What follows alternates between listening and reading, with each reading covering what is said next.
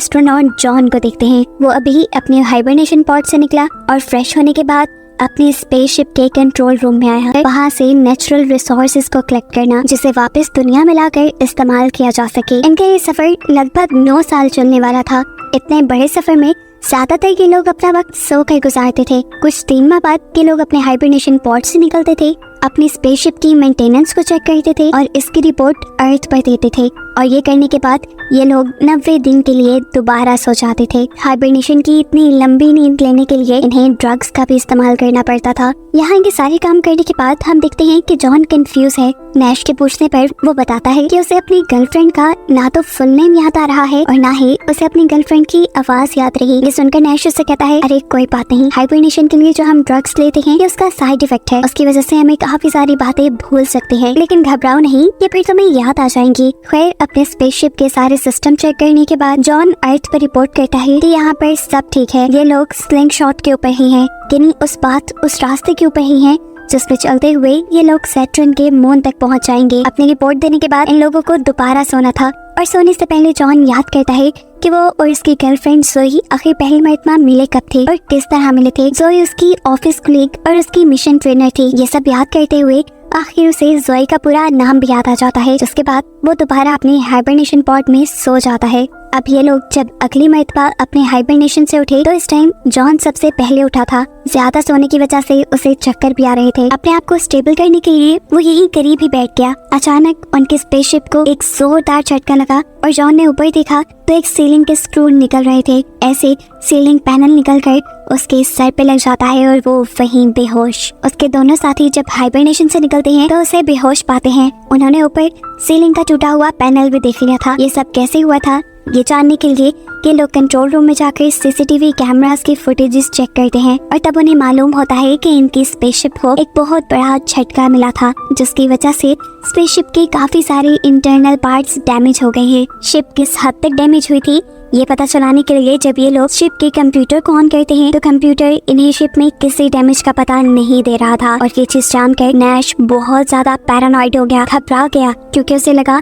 कि शिप का कंप्यूटर उन्हें काफी सारी चीजों के बारे में नहीं बता रहा और ऐसे किसी भी मुश्किल वक्त में उनकी जान खतरे में पड़ सकती है। अब नैश का मानना था कि ये शिप आगे सफर करने के काबिल नहीं रही और अगर ये लोग स्लिंग शॉट को कंटिन्यू करते हुए सैटर्न के मून तक पहुंचने की कोशिश करते भी हैं तो रास्ते में ही ये लोग मारे जाएंगे। जॉन के होश आने पर नैश ये बात जॉन को भी बताता है कि अब उनकी शिप आगे सफर करने के काबिल नहीं रही। उनकी शिप में कुछ बहुत बड़े फॉल्ट्स हैं, ऐसे में ये सफर कंटिन्यू करते हैं तो ये मारे जाएंगे। उसने ये चीज अपने कैप्टन फ्रैंक से भी डिस्कस की थी, लेकिन फ्रैंक ने वापस अर्थ पे जाने से मना कर दिया। वो जॉन से कहता है, तुम यकीन मानो मेरा, हमारी जान खतरे में है। हमारे पास एक ही रास्ता है, वो बस ये कि हम नेक्स्ट हाइबरनेशन में कैप्टन से 12 घंटे पहले उठ जाएंगे और शिप को रीप्रोग्राम करके स्लिंग शॉट अर्थ की तरफ कर देंगे। जॉन नैश की बात मानने को तैयार हो जाता है, लेकिन सिर्फ इस शर्त पर कि वो पहले खुद हर चीज की जांच करेगा और अगर उसके कहे के मुताबिक सचमुच इस शिप के अंदर कुछ गड़बड़ है तो ही बस वो नैश की मदद करेगा। अब प्लान के मुताबिक अगली मरतबा ये लोग 12 घंटे पहले उठ जाते हैं। नैश की हालत इस टाइम शदीद खराब थी। वो बहुत ज्यादा पैनिक हुआ था क्योंकि उसे लग रहा था कि शिप का सिस्टम अब काम नहीं कर रहा और ये लोग जल्द ही मर जाएंगे। लेकिन यहाँ पर जॉन उसे काम डाउन करता है और फिर शिप के सारे सिस्टम को खुद चेक करता है। उसके मुताबिक शिप में कोई ऐसा मसला नहीं था जिसकी वजह से ये अपने मिशन को दरमियान में छोड़ देते। अभी ये दोनों ये बातें ही कर रहे थे कि अचानक उनके पीछे कैप्टन फ्रैंक भी आ गए, जिन्हें देखकर कि दोनों घबरा गए क्योंकि उनके जागने में अभी काफी वक्त था। कैप्टन फ्रैंक तब इन्हें बताते हैं कि पिछली मर्तबा किचन में बैठकर जब ये लोग बातें कर रहे थे तो उनकी सारी बातें कैप्टन फ्रैंक ने सुन ली थी और इन्हीं की तरह उन्होंने भी अपना हाइबरनेशन पॉड से निकलने का टाइम 12 घंटे पहले का ही सेट कर लिया था।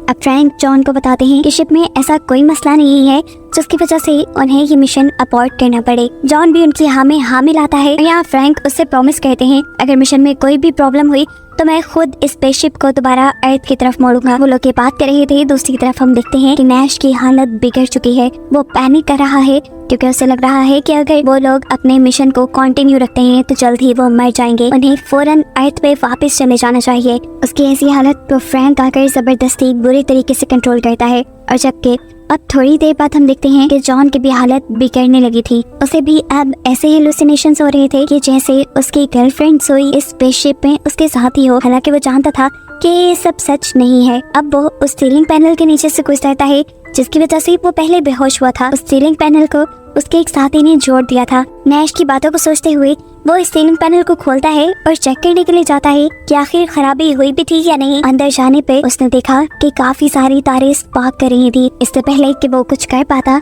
इस स्पार्क की वजह से वहाँ एक बहुत बड़ा डैमेज हो जाता है और स्पेसशिप बाहर की तरफ से टूट जाती है। अंदर की ग्रेविटी अब यहाँ वर्क नहीं कर रही थी। बाहर से आने वाला प्रेशर तेजी से जॉन को अपनी तरफ खींच रहा था, लेकिन जॉन यहाँ स्पेसशिप के कुछ पार्ट्स पकड़कर अपने आप को स्पेसशिप के अंदर रखने की कोशिश में था, लेकिन जल्द ही वो अपने आप को बचाने में नाकाम रहा और एकदम से स्पेसशिप के बाहर स्पेस में गिर गया। उसके बाहर गिरते ही यहाँ असल में जॉन को होश आता है और हमें मालूम होता है कि ये सब जो अभी हमने देखा वो सिर्फ जॉन की हेलुसिनेशंस थी। ये लोग अब अपने हाइबरनेशन पॉड के अंदर वापस चले जाते हैं। जब अगली मर्तबा ये लोग उठे तो इन्हें मालूम हुआ कि इनके मिशन का पीक टाइम आ चुका है। इन्हें अब अपना स्लिंग शॉट चेंज करना था, यानी जिस ऑर्बिट जिस पाथ के ऊपर ये लोग सफर कर रहे थे इन्हें वो चेंज करना था।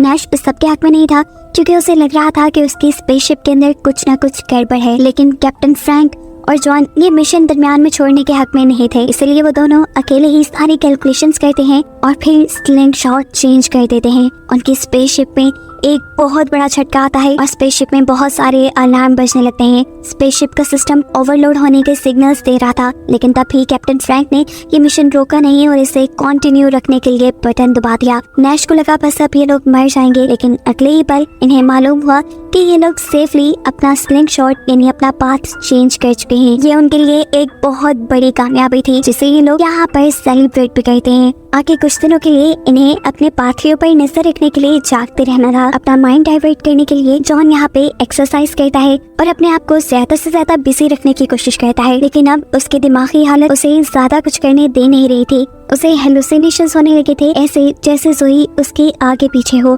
तब कैप्टन फ्रैंक उसे यकीन दिलाते हैं कि जोई यहाँ स्पेसशिप के अंदर नहीं है। दूसरी तरफ एक खाली जगह के अंदर हम नैश को देखते हैं जिसकी हालत अब बिगड़ती जा रही थी।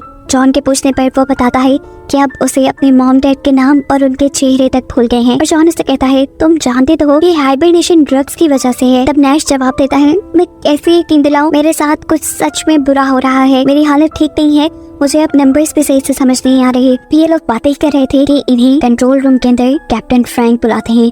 वहाँ पर उनकी कैलकुलेशन में कुछ खराबी आ रही थी जो उनके स्लिंग शॉट को चेंज कर सकती थी। जॉन और नैश मिलकर यहाँ इन कैलकुलेशंस को ठीक करते हैं और फिर नैश इन्हें बताता है कि इनके सिस्टम का लो लेवल कमांड रिएक्टर खराब हो रहा है और ये सारी प्रॉब्लम्स उसी की वजह से हो रही हैं। ये बात तो अब जॉन भी जान गया था और हालत उसकी भी खराब हो रही थी। कैप्टन फ्रैंक जानते थे कि ये दोनों वापस अर्थ पे जाने की बात करेंगे, इसीलिए वो यहाँ पर अपनी गन निकाल देते हैं और इन दोनों को ब्लैकमेल करते हुए इनके हाइबरनेशन पॉड में जाने को कहते हैं।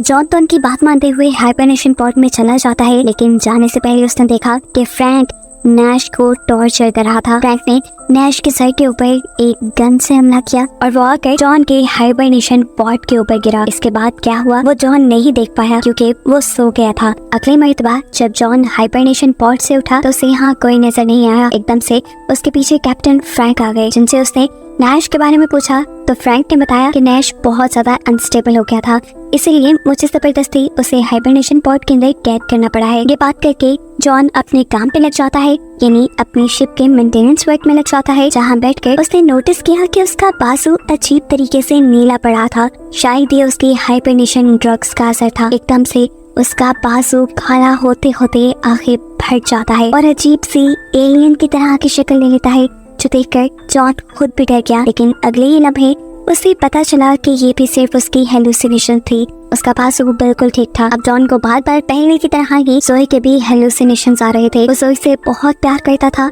शायद इसलिए वो उसके माइंड से निकल ही नहीं रही थी। और तब फ्रैंक उसे एक बहुत ही दर्दनाक हकीकत बताता है, वो ये कि उसका और जोई का रिलेशन कभी था ही नहीं। असल में जोई उनकी मिशन ट्रेनर थी और कंपनी ने उसे जॉन से पब्लिक प्लेसेस में मिलने को इसलिए कहा था ताकि वो जॉन की मेंटल हेल्थ के बारे में पता चला सके और ये जान पाए क्या वो इस मिशन के लिए सूटेबल है या नहीं। ये बात सुनकर जॉन गुस्से से पागल हो जाता है और फ्रैंक से कहता है तुम कौन होते हो मेरे या मेरी लाइफ के बारे में कुछ भी कमेंट करने वाले, प्लीज मेरे पर्सनल मामला से दूर रहो। जॉन अब वापस कंट्रोल रूम की तरफ आ गया था क्योंकि उसे अपना रेडियो सिस्टम मेंटेन करना था। वो अपने पूरा ध्यान लगाकर काम करना चाहता था, पर जोई और उसकी यादें उसे बार बार डिस्टर्ब कर रही थी।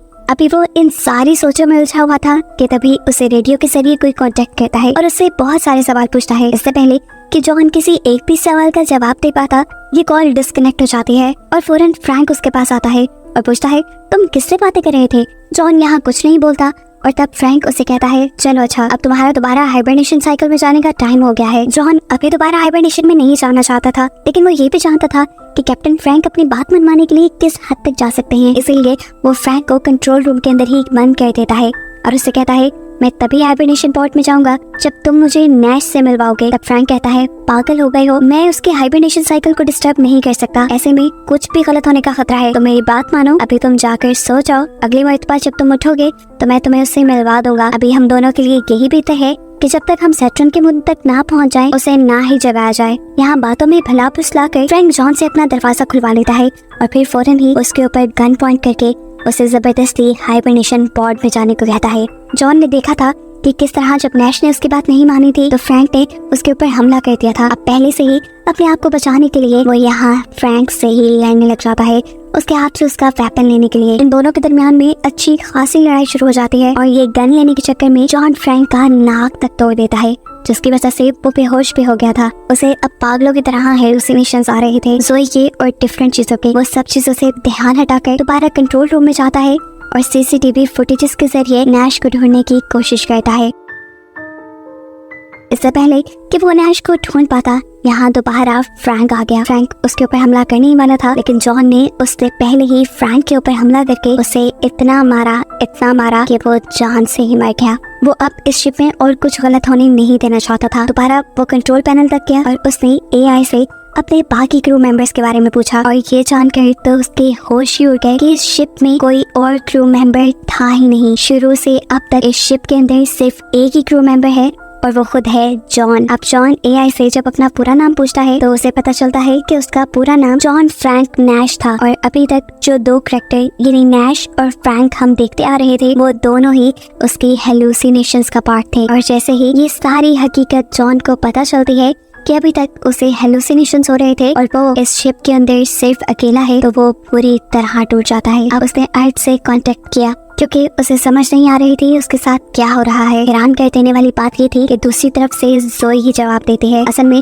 उनके सिस्टम में कुछ प्रॉब्लम हो गई थी, जिसकी वजह से जॉन को हाइबरनेशन ड्रग एक मर्तबा ज्यादा दे दी गई और इसी की वजह से वो अब तक हेलुसिनेट कर रहा था। ये सारी बात जानने के बाद वो जोई से कहता है कि बस वो अब इस मिशन को और कंटिन्यू नहीं करना चाहता, वो अर्थ पे वापस आना चाहता है। और तब एक और शॉकिंग ट्विस्ट उसे ये पता चलता है कि वो अभी तक किसी स्पेसशिप के अंदर था ही नहीं और ना ही वो कोई स्पेस ट्रेवल कर रहा था। उसे स्पेस ट्रेवल की ट्रेनिंग देने के लिए एक फैसिलिटी के अंदर रखा गया था जो बिल्कुल एक स्पेसशिप जैसी थी। इस फैसिलिटी के इस खास कंपार्टमेंट को जो कि बिल्कुल स्पेसशिप की तरह बनाया गया था, उसे जमीन के तकरीबन 1000 फीट अंदर की तरफ बनाया गया था ताकि हाइबरनेशन ड्रग और हाइबरनेशन के सारे इफेक्ट्स अच्छी तरह पता चल पाए। जॉन इन सब चीजों को लेकर बुरी तरह कंफ्यूज था। वो जोई से बताता है कि वो स्पेस में इस टाइम जुपिटर को देख पा रहा है, उसके सामने स्लिंग शॉट है। तो यहाँ जोई उसे बताती है कि ये सब भी जो उसे नजर आ रहा है वो उसकी हेलुसिनेशन का ही एक पार्ट है। इन्हीं की बातों से हमें पता चलता है जो एक मरतबा पहले शिप में झटका लगा था और शिप का सीलिंग पैनल टूट के गिरा था, वो अर्थक्वेक किन्हीं ज़लज़ले की वजह से हुआ था। और जब इन्हीं झटकों की वजह जॉन कैमरास में ढूंढने गया था तो उसे कुछ खास नहीं मिला था। उसी ज़लज़ले की वजह से जॉन के हेडक्वार्टर से कांटेक्ट भी टूट गए थे और जोई उसे ओवरडोज होने के बारे में कुछ नहीं बता पाई थी। लेकिन अब ये एक्सपेरिमेंट बिल्कुल खत्म हो चुका था।